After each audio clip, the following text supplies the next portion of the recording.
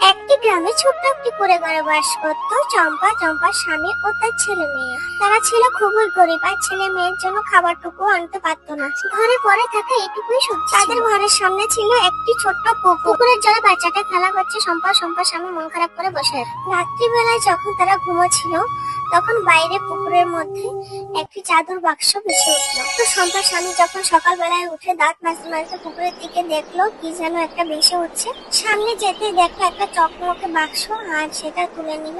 তো চম্পার স্বামী চম্পাকে আর দুটো বাচ্চাকে ডেকে আনলো কি দেখতে বাক্সটার মধ্যে কি আছে। তো তারা বাক্সটা খুলতেই দেখলো অনেকগুলো সোনা মোহরে ভরা। বাক্সটা খুলতেই প্রকট হলো দেবী মা। দেবী মা তাদের আশীর্বাদ দিয়ে বলো, তোরা যতদিন গরিবদের সাহায্য করবি ততদিন তোরা বাক্সটা থেকে প্রতিবার করে মোহর বের করতে পারবি। তখন তারা খুবই খুশি ছিল। আর চম্পার স্বামী মোহরটা নিয়ে দোকানে গিয়ে বিক্রি করে টাকা নিয়ে তারপর অনেক সবজি মাছ মাংস নিয়ে বাড়িতে গেল। আর তারা খুবই খুশি ছিল। তারপর গরিবদের জন্য চম্পা ও চম্পার স্বামী অনেক খাবারের আয়োজন করলো।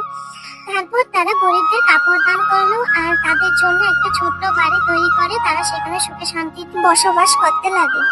বাই বাই বন্ধুরা। স্টোরিটি কেমন লাগলো অবশ্যই কমেন্ট করে জানিও। আর চ্যানেলটা লাইক সাবস্ক্রাইব অবশ্যই করবে। আর তোমাদের স্টোরিও আমার সাথে শেয়ার করতে পারো।